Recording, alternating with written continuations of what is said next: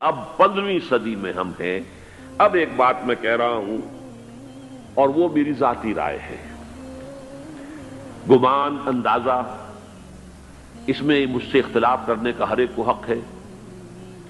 میرے نزدیک 15ویں صدی ہجری اب مجدد کامل الامام المہدی سلسلہ تجدید خلافت کی آخری کڑی کے ظہور کا وقت ہے۔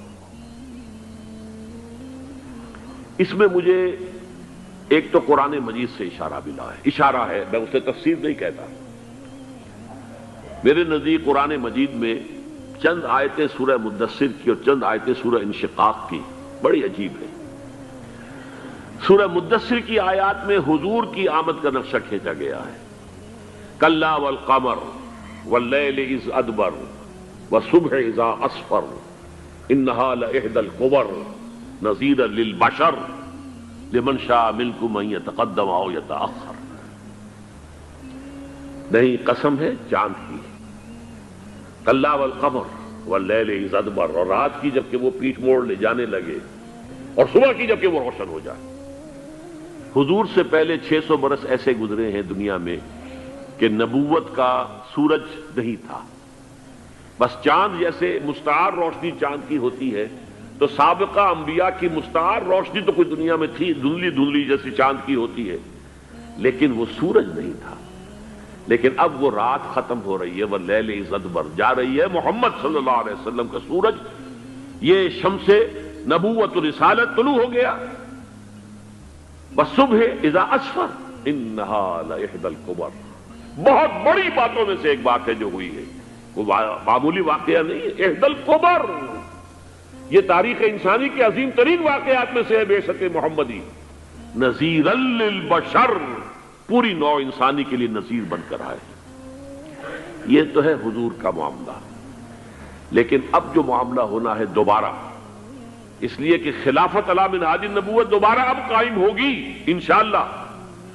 حضور کے بعد میں آپ کو بتا چکا ہوں، خلافت راشدہ ختم ہونے کے بعد سے زوال زوال زوال زوال زوال زوال زوال زوال زوال، تھوڑا سا 2.5 سال کا 2 سال کا وقفہ آیا ہے حضرت عمر بن عبدالعزیز کا، ورنہ زوال زوال زوال زوال زوال۔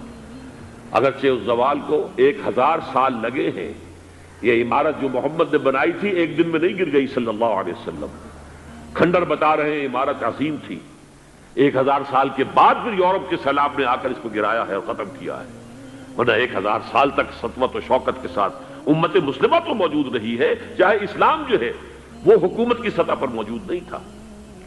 بہرحال اب جو اس کا دور آیا ہے دوبارہ خلافت علی منہاج النبوہ کا دور، اس کا نقشہ سورہ انشقاق میں کھینچا گیا ہے۔ فلا اقسم بالشفق، اب دیکھیے سورج غروب ہو گیا، حضور کی بعثت کے وقت وہ سورج رسالت طلوع ہوا تھا، اب وہ سورج غروب ہو چکا ہے۔ سورج کے غروب ہونے کے بعد صرف روشنی رہ جاتی ہے شفق کی، سرخ سی، بس وہی باقی رہ گئی، اور باقی کیا رہ گیا؟ بدا الاسلام غریبا ویسعود کما بدا فطوبی للغرباء، فلا اقسم بالشفق واللیل وما وسق، رات کی سی تاریکی ہے اور جو کچھ اس نے اپنے اندر جمع کر لیا ہے، والقمر اذا اتسق، اور قسم ہے چاند کی جب کہ وہ بھر جائے، پورا بھرتا ہے کتنے دنوں میں؟ 14 دن میں۔ اور 14 صدیوں کے بعد اب پہلی صدی کا جس نے کہ تجدید کامل کی عمر بن عبدالعزیز، 14 صدیوں کے بعد اب 15ویں صدی میں الامام المہدی کے ظہور کا وقت قریب ہے۔ اب جو کچھ مجھے حضرت امام المہدی کے بارے میں کہنا ہے، دوبارہ اپنی بات دہرا رہا ہوں، یہ میرا ذاتی گمان ہے، اختلاف کیا جا سکتا ہے۔ میرا گمان یہ ہے کہ یہ اب جو مجدد آئیں گے وہ حضرت مہدی ہوں گے۔ پہلی بات تو یہ جان لیجئے کہ مہدی 2 ہیں، ایک شیعوں کے مہدی، ایک سنیوں کے مہدی، ان میں بڑا فرق ہے۔ شیعہ حضرات مہدی کو مانتے ہیں، وہ ان کے 12ویں امام ہیں، ان کے عقیدے کے مطابق انہیں پیدا ہونے کے فوراً بعد اس اندیشے سے کہ انہیں قتل کر دیا جائے گا ایک غار میں چھپا دیا گیا تھا۔ تقریباً 1200 برس سے وہ اس غار کے اندر ہیں، وہ روپوش ہیں، چھپے ہوئے ہیں، اسی لیے انہیں امام غائب کہا جاتا ہے، اور اب ان کا انتظار ہو رہا ہے، اس لیے انہیں امام منتظر بھی کہا جاتا ہے۔ اس لیے شیعوں کے دارالعلوم جو ہوتے ہیں، دارالعلوم المنتظر، وہ اس لیے کہ ان کا انتظار کیا جا رہا ہے۔ تو یہ ہے، اب وہ ان کا خیال ہے کہ آخری دور میں، آخری زمانے میں وہ ظاہر ہو جائیں گے، غار سے نکل آئیں گے۔ دیکھیے، میں اس عقیدے کو اس بنا پر رد نہیں کرتا کہ یہ ناممکن ہے کہ کیسے کوئی شخص جو ہے 1200 برس تک کسی غار کے اندر زندہ رہ سکتا ہے، نہیں، میں سمجھتا ہوں ممکن ہے۔ 300 برس تک اصحاب کہف رہے کہ نہیں رہے؟ سوئے رہے۔ 300 ایئرس ہم مانتے ہیں۔ حضرت عیسیٰ اسی حیات عرضی کے ساتھ 2000 سال سے موجود ہیں آسمان پہ کہ نہیں ہے؟ آپ کو معلوم ہے حضرت عزیر 100 برس تک مرنے کے بعد دوبارہ زندہ کر دیے گئے۔ فَأَمَاتَهُ اللَّهُ مِئَةَ عَامٍ ثُمَّ بَعَثَهُ۔ تو ناممکنات میں سے کوئی سوال پیدا نہیں ہوتا، لیکن یہ کہ آیا کوئی امامت معصومہ کا تصور قرآن اور حدیث سے ہمیں ملتا ہے؟ پھر یہ کیا یہ موروثی امامت کہ حضرت علی کی نسل جو حضرت فاطمہ سے چلی ہے اسی میں یہ امامت ہوگی؟ اس کے لیے ہمارے پاس کوئی دلیل نہیں ہے، ہم اس کو تسلیم نہیں کرتے۔ ہم تو سمجھتے ہیں کہ معصومیت ختم ہو گئی محمد الرسول اللہ صلی اللہ علیہ وسلم پر، خاتم المعصومین ہے محمد الرسول اللہ۔ اب ان کے بعد تو اجتہاد ہے اور خلافت ہے، عام معاملات میں اجتہاد ہوگا، نظام خلافت کا ہوگا۔ تو ہمارے نزدیک جو میں جس مہدی کا نام لے رہا ہوں وہ مہدی ہے جو ایک مجدد ہوں گے، جیسے کہ مجددین کے نام میں نے آپ کو گنوائے ہیں، مجدد الفسانی ہو، شاہ ولی اللہ ہو، سید احمد بریلوی ہو، شیخ الہند ہو، ایک ہوں گے انسان جو پیدا ہوں گے انسانوں کی طرح، عام طور پر اپنی عمر کو، پختگی کو پہنچیں گے، پھر وہ سامنے آئیں گے منظر پر، پھر وہ کام کریں گے، قیادت کریں گے، عرب میں ان کا ظہور ہوگا۔ دوسری بات یہ نوٹ کر لیجئے حضرت مہدی کے بارے میں، ہمارے ہاں احادیث کے جو مجموعے ہیں، ان میں جو ٹاپ کے 2 مجموعے ہیں، ان میں کہیں حضرت مہدی کا ذکر نہیں ہے، نہ صحیح بخاری میں نہ صحیح مسلم میں۔ لیکن ہم اسے نظر انداز نہیں کر سکتے کہ صحائح ستہ کی بقیہ 4 کتابوں کے اندر موجود ہیں، لہذا نظر انداز نہیں کر سکتے، اگنور کرنا ممکن نہیں ہے۔ اب اس میں چاہتا ہوں کہ کچھ حدیثیں آپ کو میں سناؤں جن میں حضرت مہدی کا تذکرہ کیا گیا ہے۔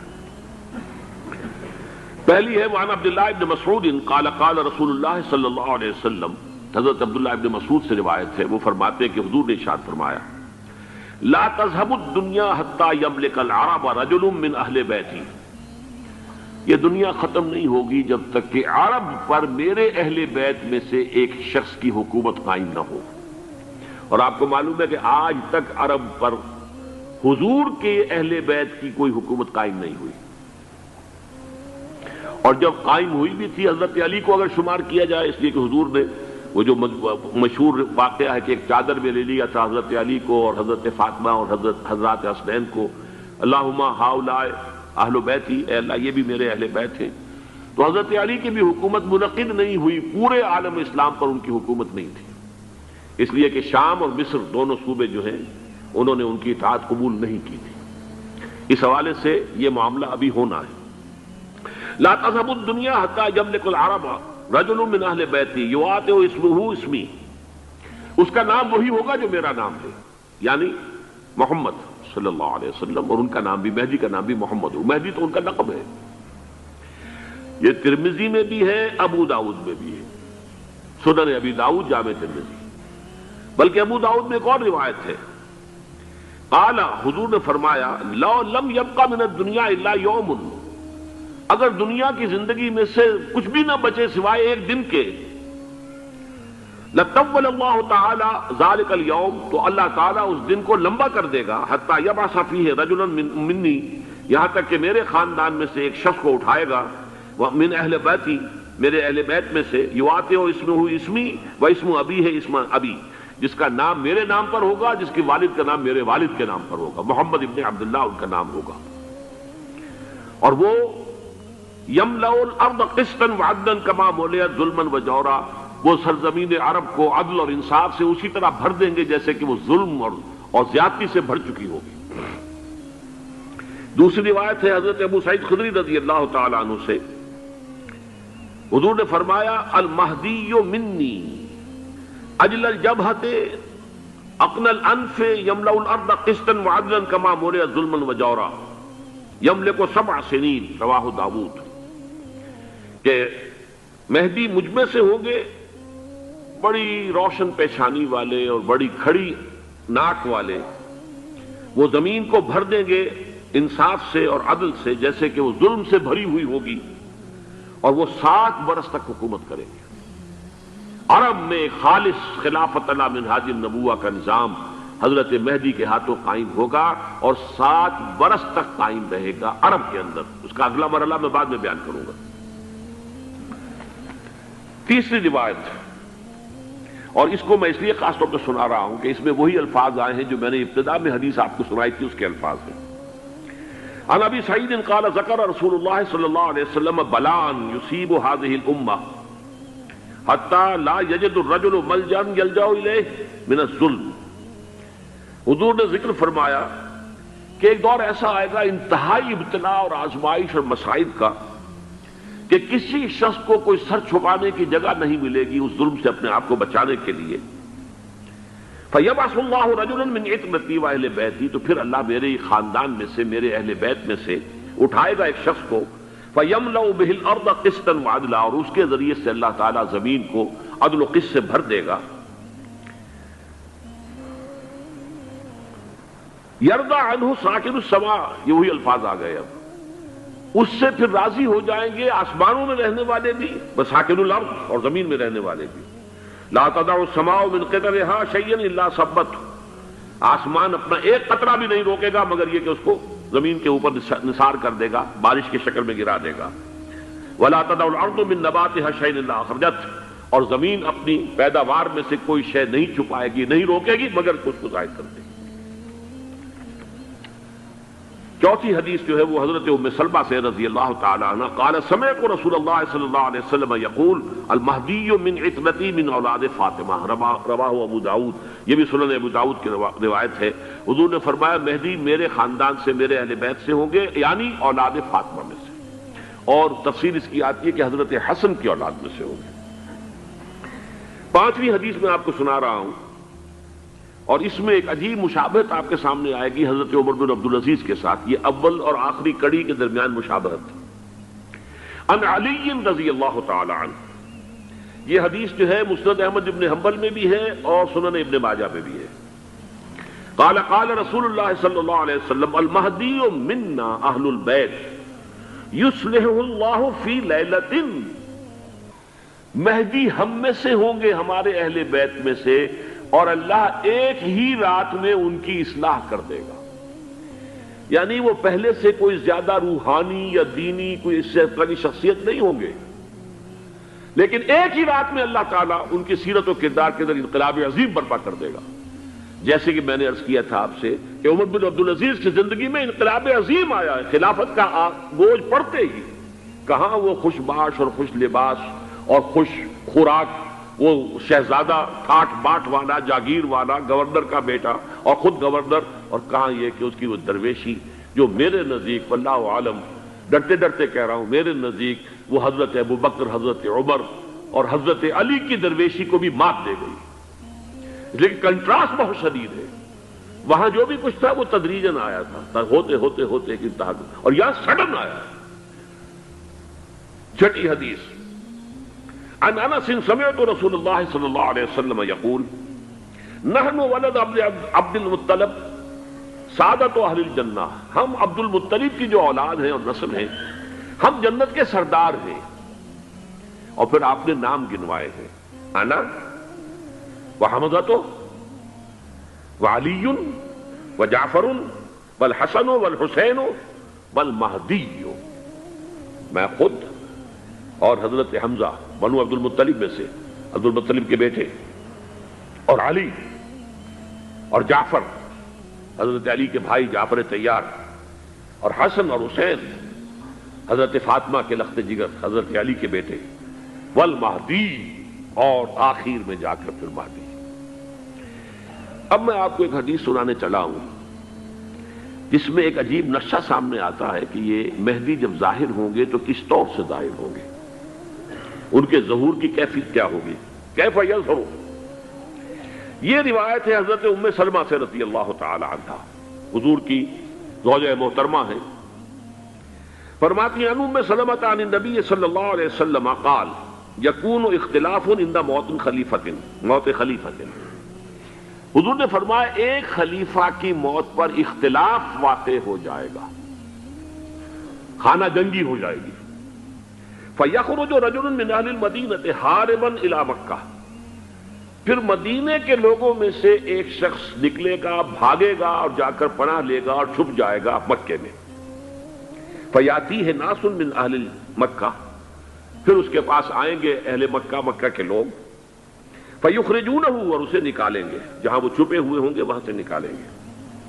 وَهُوَ كَارِهٌ، اور وہ بالکل اس کو پسند نہیں کر رہے ہوں گے، نہ وہ خواہش مند ہوں گے کہ ان کے ہاتھ پر بیعت کی جائے، نہ وہ یہ چاہیں گے کہ وہ میدان میں آئیں اور ان کو جو ہے اپنا لیڈر مانا جائے۔ وَهُوَ كَارِهٌ فَيُبَايِعُونَهُ بَيْنَ الرُّكْنِ وَالْمَقَامِ، لیکن لوگ جو ہے پھر اصرار کے ساتھ ان کے ہاتھ پر بیعت کریں گے رکن اور مقام کے درمیان۔ رکن وہ کونا ہے خانہ کعبہ کا جس میں حجر اسود لگا ہوا ہے، اور مقام ابراہیم جو ہے، ان دونوں کے مابین جو یہ علاقہ ہے یہاں پر وہ بیعت ہوگی۔ وَيُبْعَثُ إِلَيْهِ بَعْثٌ مِّنَ الشَّامِ، ان کے خلاف ایک لشکر بھیجا جائے گا شام سے۔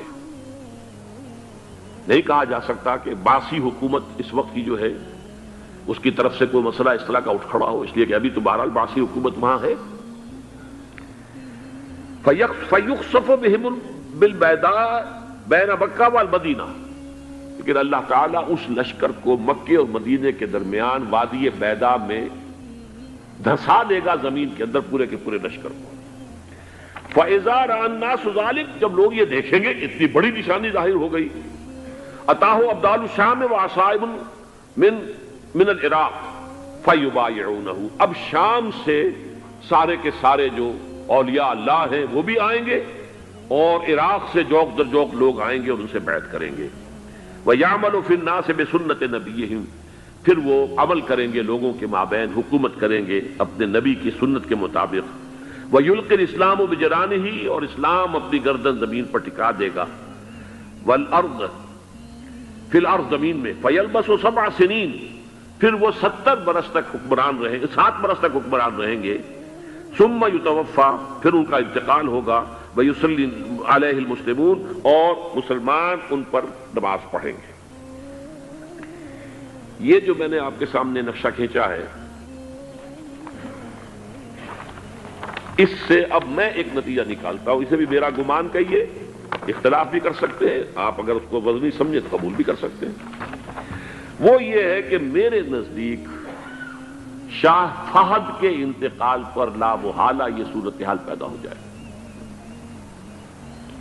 ولی عہد وہاں ہے عبداللہ بن عبدالعزیز، امریکہ کو وہ پسند نہیں کرتے اور امریکہ انہیں پسند نہیں کرتا، یہ بالکل تش تش بام ہے۔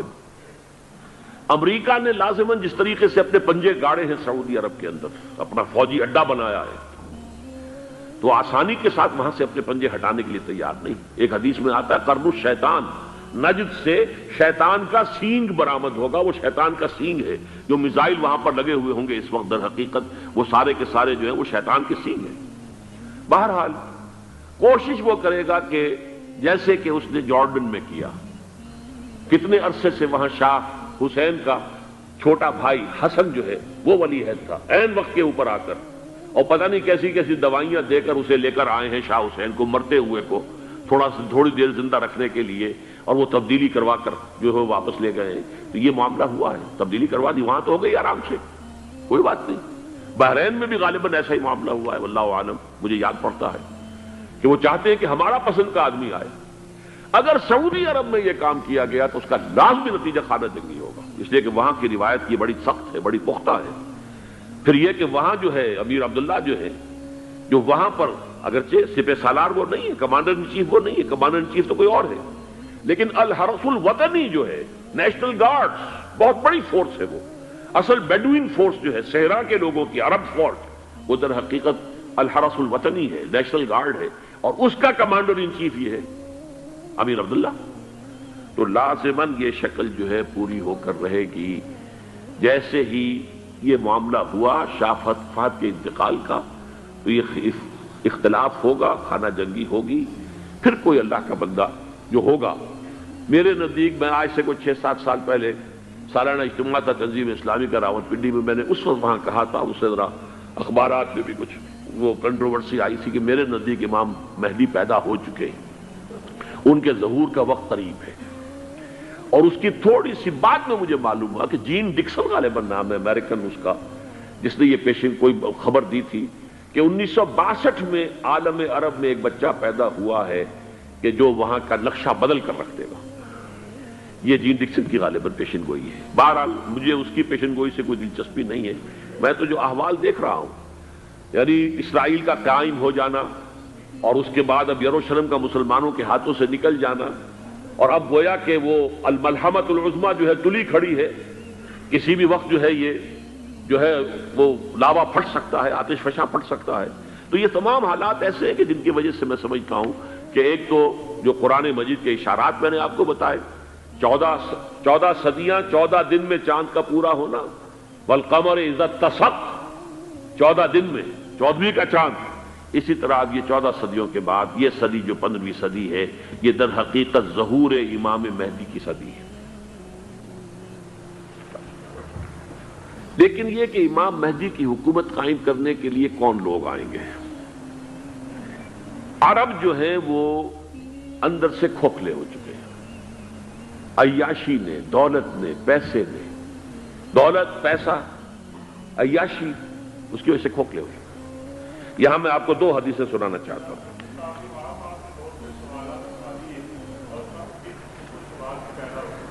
بہت سے ہو گئے، آپ اطمینان سے تشریف رکھیے۔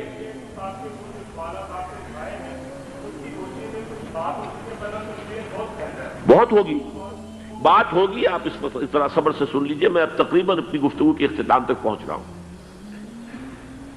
سنن ابن ماجہ کی روایت ہے حضرت ابو ہریرہ سے رضی اللہ تعالی عنہ، قال قال رسول اللہ صلی اللہ علیہ وسلم اذا وقعت الملاحم بعث اللہ بعثا من الموالی هم اکرم العرب فرسا واجودہ سلاحا یوید اللہ بہم الدین، رواہ ابن ماجہ عن ابی ہریرہ رضی اللہ تعالی عنہ۔ جب ملاحم کا دور شروع ہوگا تو اللہ تعالیٰ اٹھائے گا ایک لشکر یا لشکروں پر لشکر موالی میں سے۔ موالی کون ہے؟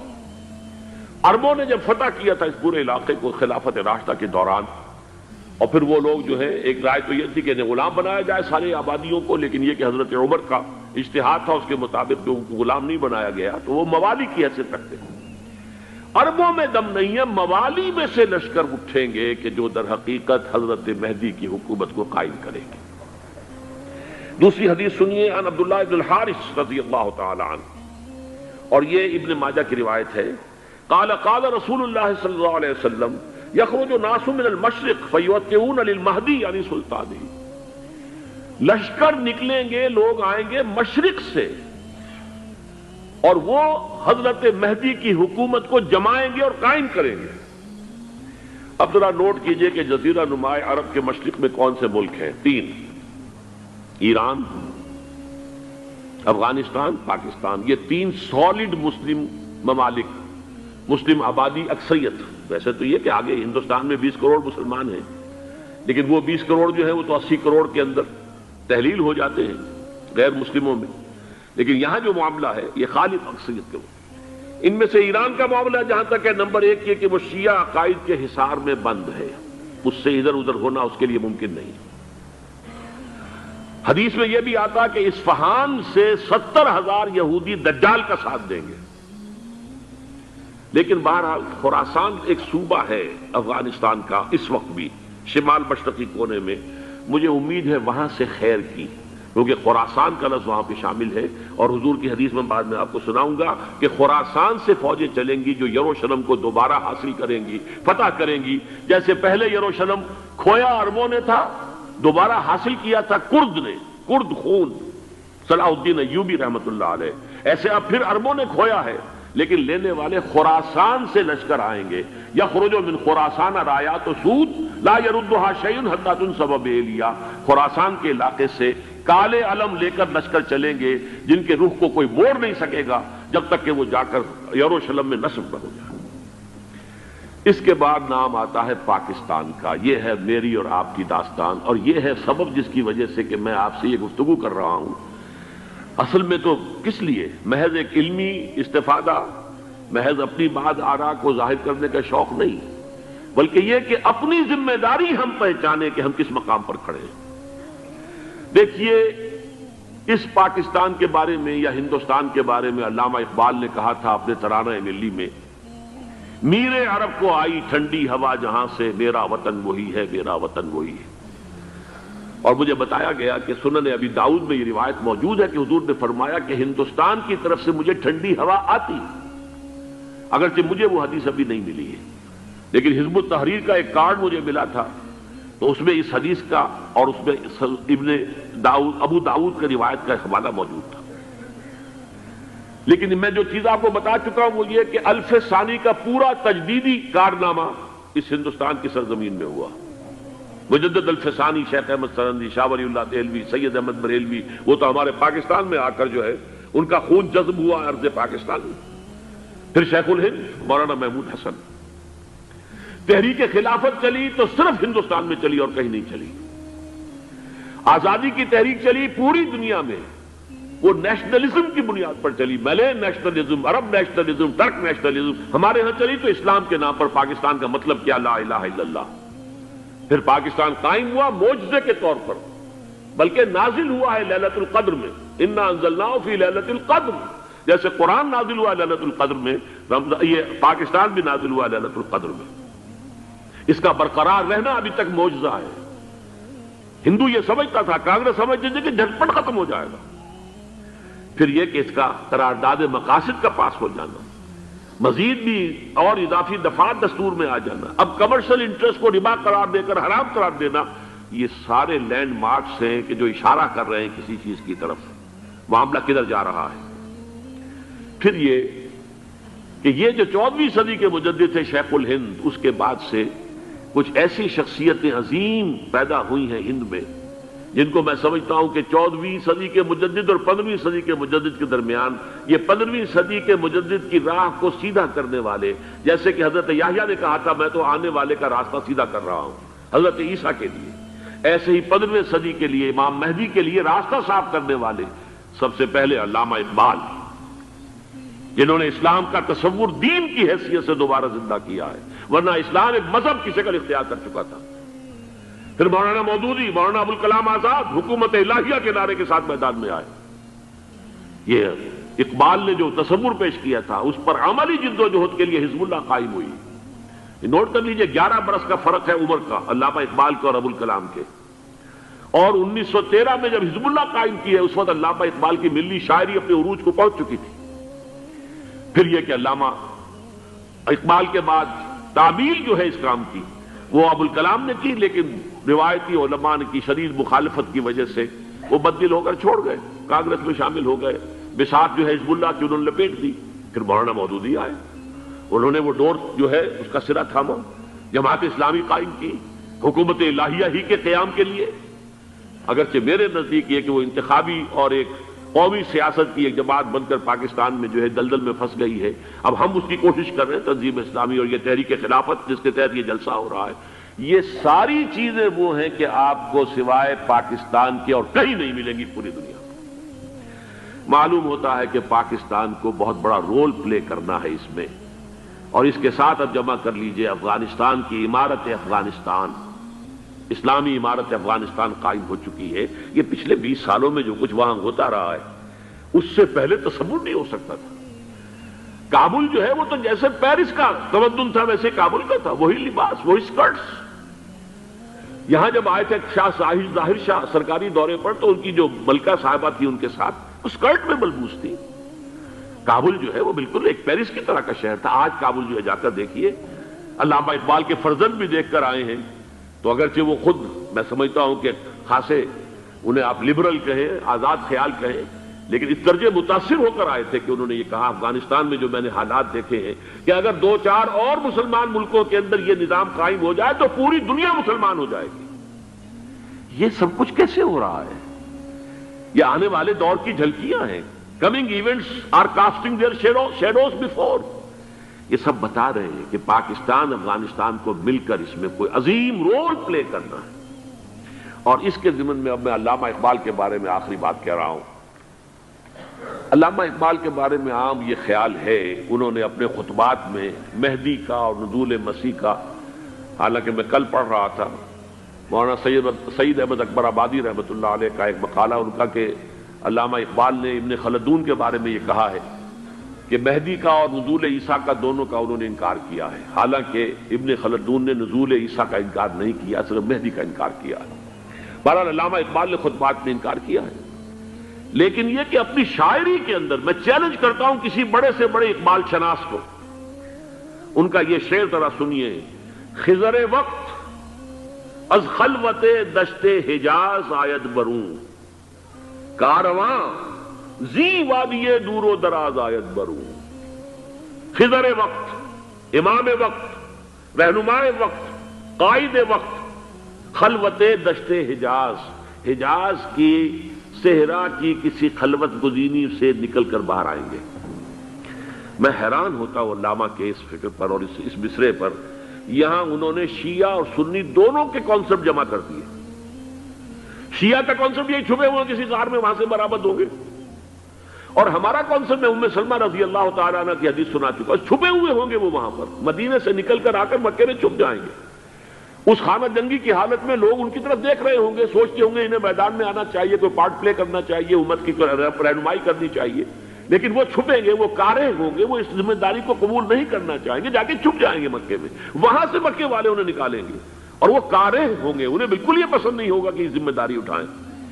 تو خضر وقت از خلوت دشت حجاز آید بروں، کارواں زی وادی دور و دراز آید بروں۔ کارواں جو چلے گا ان کی مدد کے لیے اس وادی دور و دراز، اس عظیم وادی دور و دراز، یہ وادی سندھ ہے۔ وادی سندھ جو ہے ہم سمجھتے ہیں کہ صرف یہ پاکستان اور پنجاب جو ہے یہ اس میں شامل ہے، سندھ اور پنجاب نہیں، افغانستان کا پورا مشرقی علاقہ اس میں شامل ہے۔ جیسے دریائے جیلم سندھ میں جا رہا ہے، جیسے دریائے گلگت سندھ میں آ کر ملتا ہے، جیسے دریائے چناب اور راوی اور جیلم اور یہ سب جا رہے ہیں اور آ رہے ہیں، اسی طرح دریائے کابل کہاں سے آ رہا ہے، دریائے گومل کہاں سے آ رہا ہے، ٹوچی کہاں سے آ رہا ہے، یہ سارا جو ہے ڈرین جو ہو رہا ہے ایسٹرن جو ہے پارٹ آف افغانستان، یہ سب وادی ہے۔ اس وادی کے یہ دو حصے ہیں، ایک حصہ جو ہے یہ ادھر پاکستان میں ہے اور اسی وادی کا دوسرا حصہ جو ہے وہ افغانستان میں ہے۔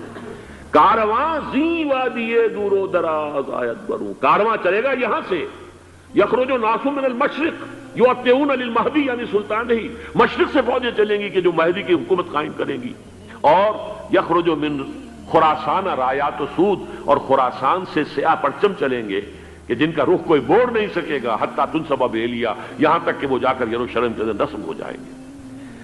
حضرات، میں ایک میری گفتگو کا حصہ باقی تھا لیکن میں اسے چھوڑ رہا ہوں، اس لیے کہ گلوبلائزیشن جو اس کی ہوگی، جو خلافت علی منہاج النبوہ کی تجرید کامل حضرت مہدی کے ہاتھوں عرب میں ہوگی، اس سے پہلے اس کے لیے محنت، کوشش، جد و جہد پاکستان اور افغانستان میں ہو چکی ہوگی جو اسے سپورٹ کرے گی اور وہاں جا کر حکومت قائم کرے گی۔ اس کے بعد گلوبلائزیشن کا جو مرحلہ اس کا ہے وہ حضرت مہدی کے ہاتھوں نہیں ہے، وہ حضرت عیسیٰ ابن مریم ان کے نزول کے بعد ہے، جن کے نزول کے بعد دجال کا خاتمہ ہوگا اور یہودیوں کا استحصال ہوگا، مسلمانوں پر بھی بڑی تکالیف عربوں پر آئیں گی، شدائد آئیں گے، لیکن یہ وہ میں حصہ جو اپنی گفتگو کا آج چھوڑ رہا ہوں اس لیے کہ میں دیکھ رہا ہوں کہ بعض حضرات کا صبر کا پیمانہ اب لبریز ہو رہا ہے، تو میں اس حصے کو پھر ملتوی رکھتا ہوں کسی دوسری محفل اور کسی دوسری مجلس اور نشست پر۔